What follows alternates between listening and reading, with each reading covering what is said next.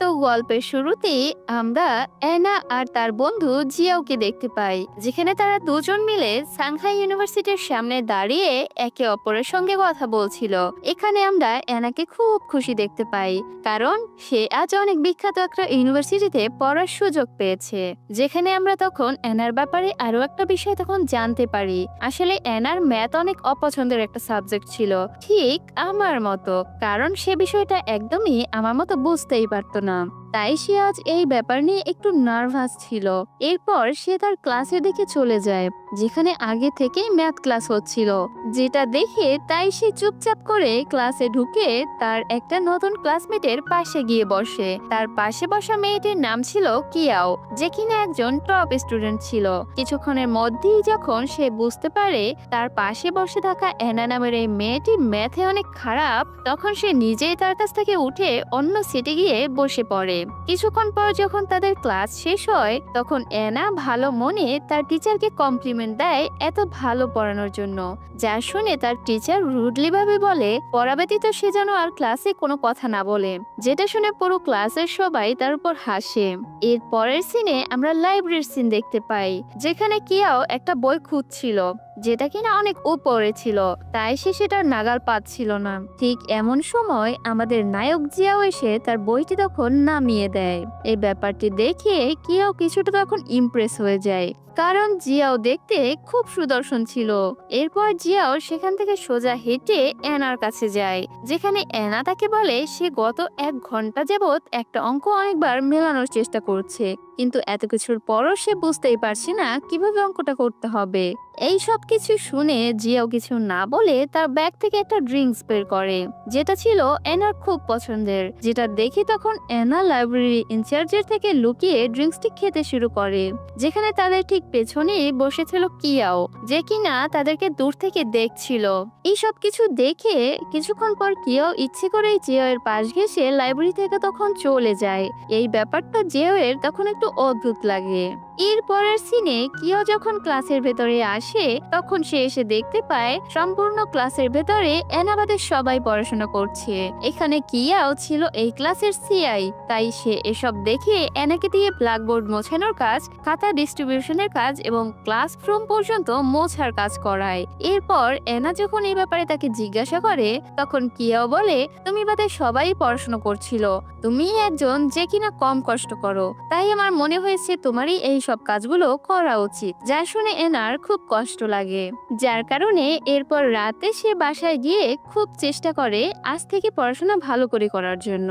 এর পরের দিন এনা যখন ক্লাসে আসে, তখন সে দেখতে পায় সব ক্লাসমেটরা তার খাতা নিয়ে খুব হাসাহাসি করছে, কারণ সে প্রত্যেকবারের মতো এবারও ক্লাস এক্সামে সবার লাস্ট হয়েছিল, যার কারণে এনার তখন খুব মন খারাপ হয়। এরপর সে যখন তার ক্লাস থেকে বের হয়ে বারান্দা দিয়ে হাঁটছিল, তখন হঠাৎ সে চাইনিজ ডিপার্টমেন্ট ক্লাসের একটা সুন্দর টিচারকে দেখতে পায়, যেটা দেখে এনা নিজে বলতে থাকে সে যদি আজ চাইনিজ ডিপার্টমেন্টে পড়তে পারতো তাহলে সে অনেক খুশি হতো। যা পেছন থেকে তখন কিয়াও শুনে নেয় আর বলে আমি যদি তোমার জায়গায় হতাম তাহলে এতদিনে কবেই নিজেকে স্কুল থেকে ট্রান্সফার করিয়ে নিয়ে নিতাম। যা শুনে এনা কিছুটা তখন রেগে গিয়ে বলে আমি তোমাকে এবার নিজেকে ফাইনাল এক্সামে টপ করিয়েই দেখাবো। এদিকে কিয়া তখন কথাটি শুনে তাকে বেস্ট অফ লাক জানিয়ে ওখান থেকে চলে যায়। তারপরেই আমরা এনাকে লাইব্রেরিতে দেখতে পাই, যে কিনা অনেক চেষ্টা করছিল পড়াশোনায় উন্নতি করার জন্য, কিন্তু সে অঙ্কই ঠিক মতো করতে পারছিল না, বাকি সাবজেক্ট কি করে পারবে। তখন সে তার গডের কাছে প্রে করে যেন সে তাকে সাহায্য করার জন্য কাউকে পাঠায়, কোনো গার্ডিয়ান অ্যাঞ্জেলকে যেন সে পাঠায়। এই দোয়া করতে করতেই হঠাৎ তার ঘুম চলে আসে। ঠিক তখনই আমরা দেখতে পাই একটি হ্যান্ডসাম ছেলে লাইব্রেরি থেকে হেঁটে আসছে, যার নাম কিনা ছিল সু তখন এনাকে ডেকে তোলে। এনা ঘুম থেকে উঠে তাকে দেখে তার সিনিয়র ভাবতে শুরু করে। এদিকে এনার এমন একজনকে অনেক প্রয়োজন ছিল যে কিনা তাকে পড়াশোনায় সাহায্য করবে, তাই সু এখানে এসেছে তার পড়াশোনায় তাকে সাহায্য করার জন্য। এসব দেখি তখন এনার কিছুক্ষণ আগের কথা তখন মনে পড়ে। আসলে সে ঘুমিয়ে যাওয়ার আগে গডের কাছে তাকে সাহায্য করার জন্য অ্যাঞ্জেলকে নিয়ে প্রার্থনা করেছিল। এসব ভেবে অ্যানা তখনই কল্পনা করতে থাকে এই অ্যাঞ্জেল তার সব কথা শুনবে, ঠিক যেমন রূপকথার মতো। এরপরে সু তার পরিচয় দেয় সে একজন স্পিরিট অফ ম্যাথ, যার কাজ অ্যানার মতো দুর্বল স্টুডেন্টদেরকে সাহায্য করা।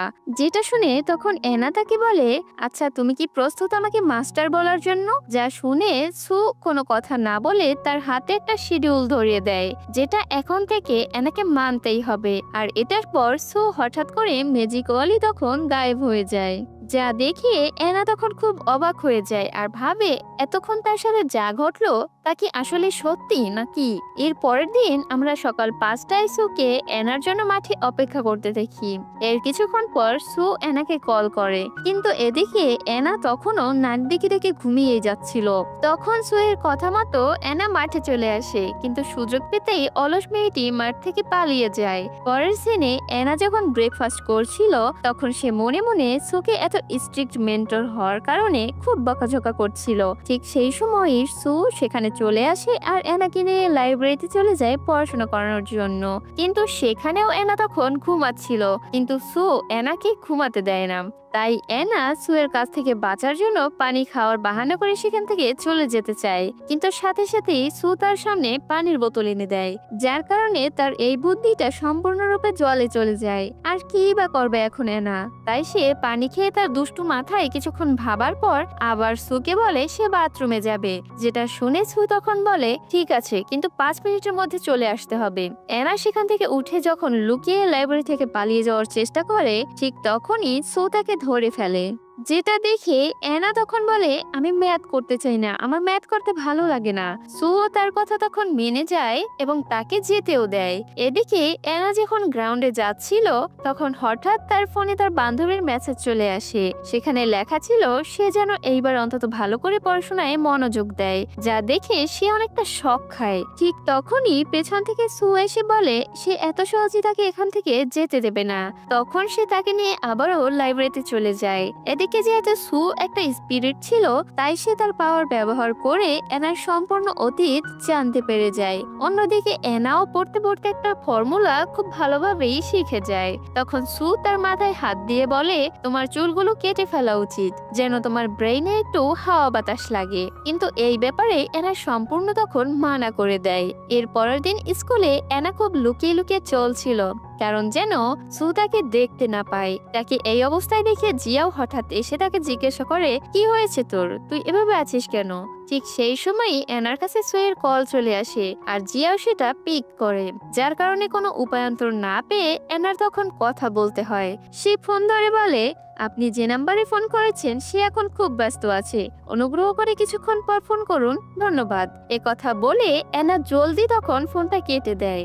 অপরদিকে এ কথা শুনে সু তখন ধরে ফেলে আসলে অ্যানা তার কাছ থেকে বাঁচতে চাইছে। এদিকে অ্যানা যতক্ষণ জিয়ার সাথে সময় কাটাচ্ছিল সে প্রত্যেক মুহূর্তেই নিজেকে লুকিয়ে চলছিল সু এর কাছ থেকে বাঁচার জন্য।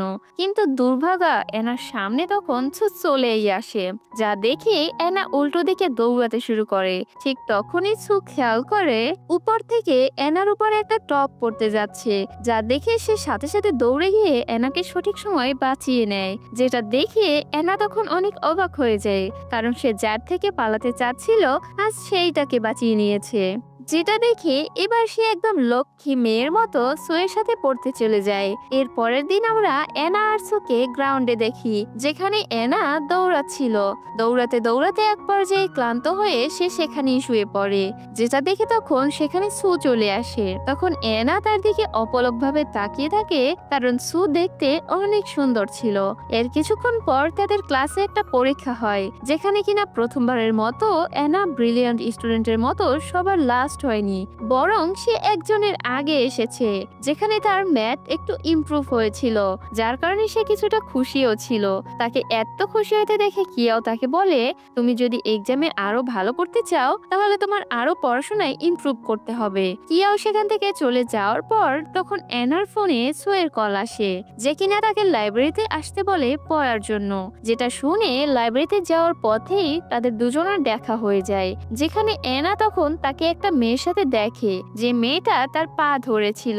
তা দেখে এনা মেয়েটার ব্যাপারে জিজ্ঞাসা করলে সু এনাকে বলে যাওয়ার সময় তাদের দুজনার ধাক্কা লাগার কারণে মেয়েটা পড়ে যায়। এখন সে তাকে কোলে করে নিয়ে যেতে বলে। আর এখন এরকম একটা সিচুয়েশন হ্যান্ডেল করার জন্য এনার মাথায় তখন একটা বুদ্ধি আসে, যেখানে সে তখন মেয়েটাকে বলে সু তার বয়ফ্রেন্ড হয়। যা শুনে মেয়েটা একটু পর নিজে থেকে উঠে সেখান থেকে হেঁটে চলে যায়।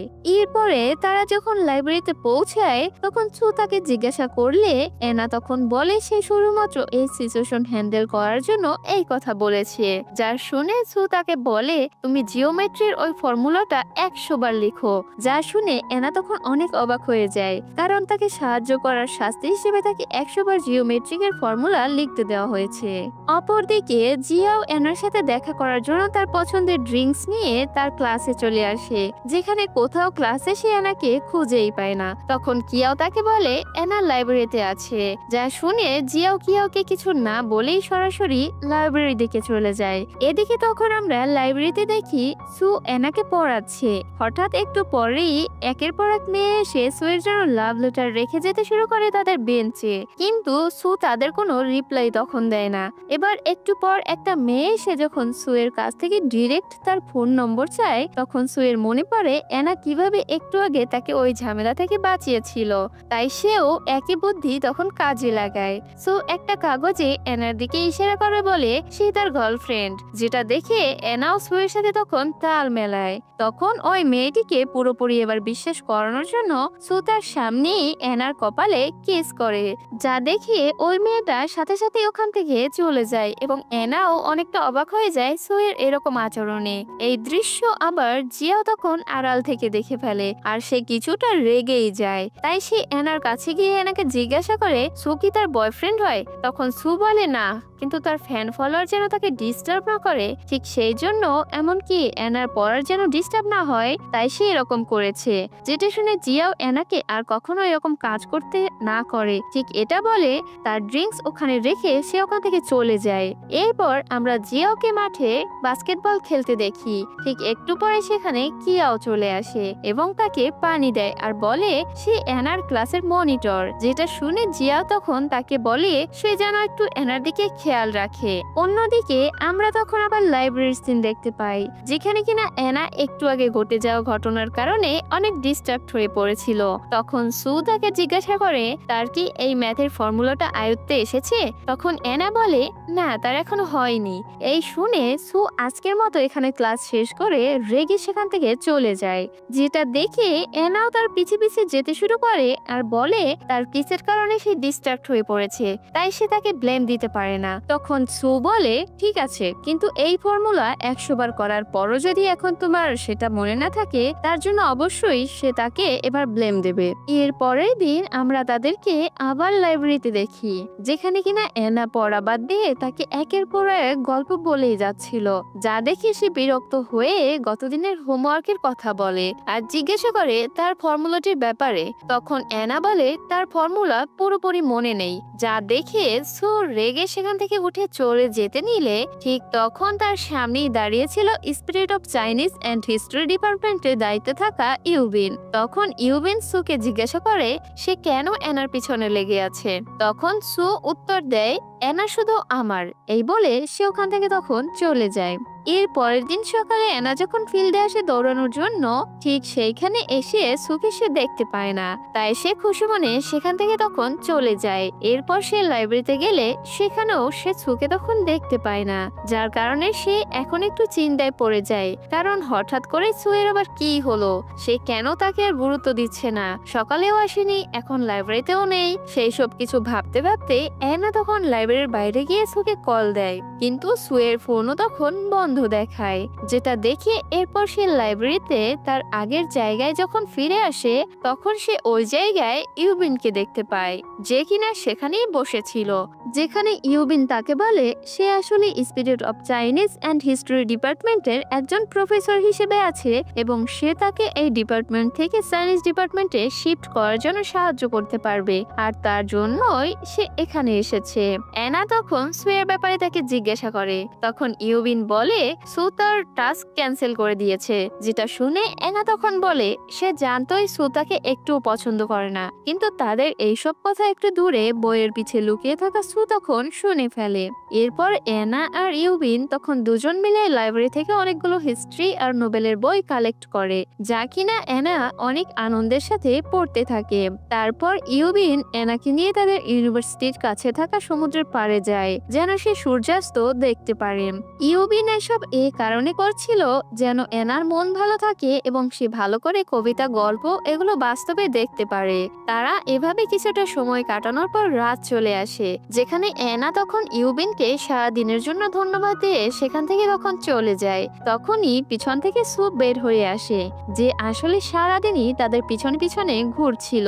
সে বের হয়ে এসেই তখন বলে, ইউবিন তুমি যেই ডিপার্টমেন্টের যেই হও না কেন এনার থেকে দূরত্ব বজায় রেখে চলো। আসলে সু কিছুটা জেলাস ফিল করছিল তাদের দুজনকে নিয়ে। এর পরের দিন সে যখন ইউনিভার্সিটিতে যায় তখন তার সাথে আরো দুটি স্পিরিট প্রফেসরের দেখা হয়, যারা দুজন মিলে তাকে পুরো চাইনিজ ডিপার্টমেন্ট তখন ঘুরিয়ে দেখায়, যার কারণে এনার তখন অনেক ভালো লাগে। আর এইসব কিছু ইউবিন আর সু দুজন মিলে একসাথে দেখছিল সুয়ের স্পেশাল পাওয়ার ব্যবহার করে।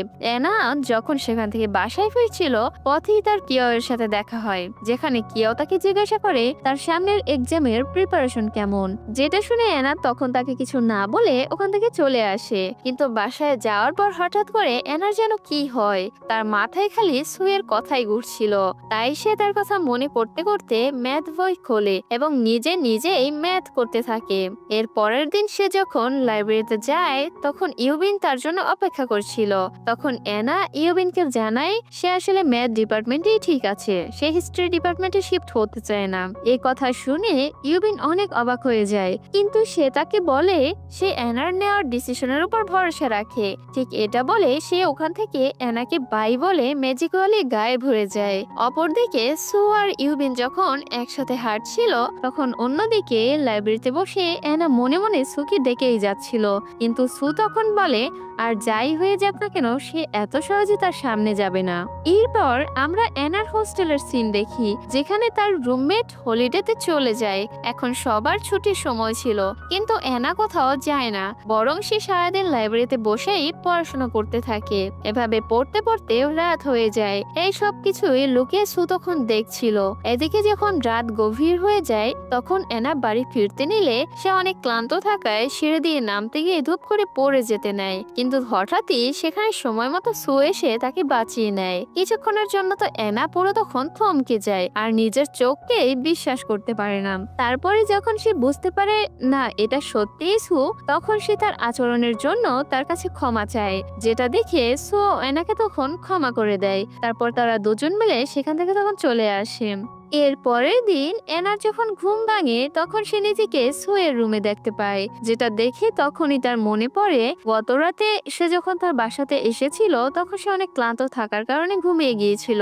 তাই সু তাকে নিয়ে এখানে এনে শুইয়ে দেয়। এনা এইসব কিছু ভাবতে ভাবতে খোলা চোখে তখন দিবা স্বপ্ন দেখা শুরু করে। সে নিজেকে আর সুকে রোমান্টিক দৃশ্যে কল্পনা করতে শুরু করে আর মিটিমিটি হাসতে থাকে। একটু পরে সু এসে তাকে উঠে যেতে বলে এবং এনা গিয়েই তখন দেখতে পায় সু তার জন্য বড় একটা রুটিন লিস্ট তার চোখের সামনে বানিয়ে রেখেছে এবং এই রুটিন যেন এনা এবার ঠিকঠাক মতো মানে আর সু যেন এ ব্যাপারে খেয়াল রাখতে পারে। তাই সু তাকে তার বাসাতেই থাকতে বলে।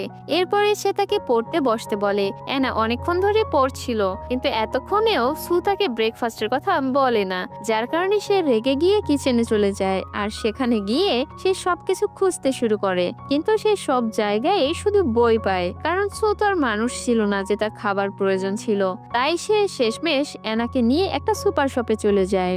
সেখান থেকে তার প্রয়োজনীয় অনেক কিছু কেনে এবং আসার পথে সে এক মহিলার কাছ থেকে তার সব স্ট্রবেরি কিনে নেয়। মহিলাটি তাকে সবগুলো স্ট্রবেরি কেনার জন্য ডিসকাউন্ট দিতে চায়, কিন্তু সে ডিসকাউন্ট না নিয়ে পুরো টাকাটাই তখন দিয়ে দেয়। এখানে সু তার ভালো মানসিকতা দেখে অনেক খুশি হয়।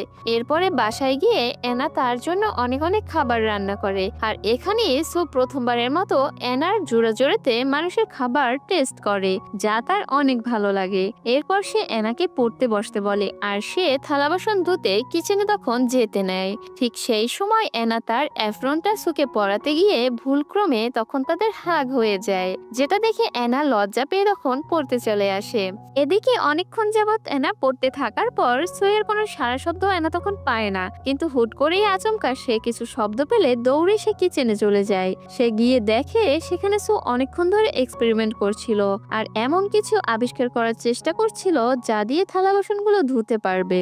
তখন এনা তাকে ডিশ ওয়াশার দেখিয়ে ডিশ ওয়াশার দিয়ে থালা বাসন ধোয়া শেখায়। এরপর যখন রাত হয়ে যায় তখন সুয়ের প্রথমবারের মতো ক্ষুধা অনুভব হয়, তাই সে এনার কাছে গিয়ে আগে খাবার বানাতে বলে। এরপর তারা দুজন মিলে যখন রাতের খাবার খাচ্ছিল ঠিক এমন সময় এনা সুয়ের দিকে তাকিয়ে খুব আবেগ আপ্লুত হয়ে যায়, কারণ এই প্রথমবার কেউ তার হাতের খাবার খাচ্ছিল। যেখানে এনা তখন সুকে বলে আসলে সে সবসময় একা একাই থাকে, এমনকি তার বার্থডেতেও, কারণ তার বাবা মা দুজনই অনেক ব্যস্ত মানুষ, তারা কখনোই তাকে ঠিকঠাক সময় দিতে পারে না। ঠিক তখনই হঠাৎ করে তাদের ডোরবেল বেজে ওঠে, যেখানে কিনা তার জন্য অনেক বড় একটা সারপ্রাইজ অপেক্ষা করছিল। এনা দরজা খুলেই তখন সে দেখতে পায় আজ তার জন্মদিন উপলক্ষে হিস্ট্রির টিচারেরা এমনকি ইউবিনও এখানে এসেছে তাদের সাথে তার জন্মদিন উদযাপন করার জন্য। সবাই মিলে খুব সুন্দর করে বার্থডে সেলিব্রেট করে, যেখানে সু তাকে একটা গিফটও করে। উপরটি খুলেই এনা তখন দেখতে পায় সেখানে একটা ম্যাথ বই রয়েছে, যা দেখি সে মনে মনে বলে এই বেটার কি মনে একটু মায়া দয়াও নেই। এরপর তার বার্থডে পার্টিতে এনা বসে যখন একটা স্পিরিটের সাথে কথা বলছিল সেখান থেকে সে তখন জানতে পারে প্রত্যেক সাবজেক্টের জন্য একটা করে স্পিরিট রয়েছে, যারা কিনা তার কাছেই যায় যার তাদের সবচেয়ে বেশি প্রয়োজন, অর্থাৎ যারা সবচেয়ে বেশি দুর্বল তাদের নিকট তারা যায়। তখন এনা বুঝতে পারে যে কেন আসলে মাস্টার শু তার কাছেই এসেছে। অপরদিকে আমরা তখন জিয়াওকে দেখি, যার কিনা হঠাৎই তখন মনে পড়ে আজকে তো এনার বার্থডে। দূরে থাকার কারণে সে এনাকে ভিডিও মেসেজের মাধ্যমে বার্থডে উইশ পাঠায়। এর পরের সিন শুয়ের ঘরে শিফট করা হয়, যেখানে কিনা এনা অনেক আনন্দ করছিল এবং সে অনেকটা ড্রিঙ্কসও করে ফেলে, কিন্তু আমাদের ইমোশনলেস সু একটা কোনায় বসে বসে সে সবকিছু শুধু দেখছিল। একটু পরে অতিরিক্ত ড্রিঙ্কস করার কারণে এনা সুয়ের জন্য একটা রোমান্টিক গান গায় এবং সবার সামনেই বলে সু আমি তোমাকে ভালোবাসি। ঠিক এটা বলে সে তার আরো কাছাকাছি চলে আসতে থাকে। আর এখানেই এই সিরিজের প্রথম পর্বটি শেষ হয়ে যায়। আশা করি খুব শীঘ্রই নেক্সট পার্ট নিয়ে তোমাদের সামনে হাজির হয়ে যাব। সেই পর্যন্ত সবাই ভালো থাকো, আর এতক্ষণ আমার সাথে থাকার জন্য সবাইকে ধন্যবাদ।